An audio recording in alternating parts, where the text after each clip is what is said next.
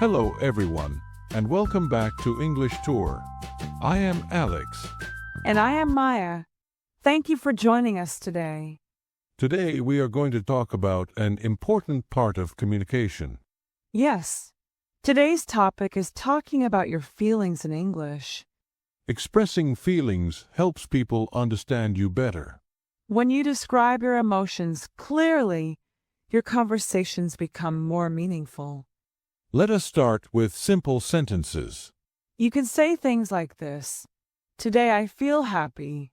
Today I feel tired. Today I feel excited. Today I feel a little nervous.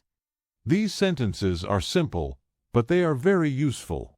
You can also explain why you feel a certain way. For example, I feel happy because I had a good day. I feel tired because I worked a lot today. Sometimes you may want to describe stress or pressure.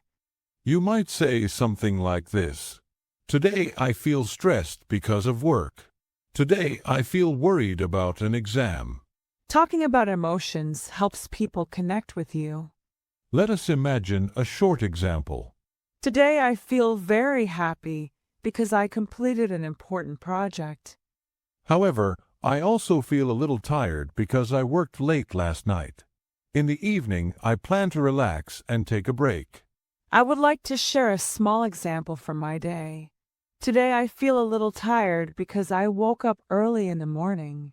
But I also feel happy because I am talking with all of you. In the afternoon, I felt a bit stressed because I had some work to finish. Now I feel more relaxed because my work is done. Later, I plan to rest and spend some quiet time. Now it is your turn to practice.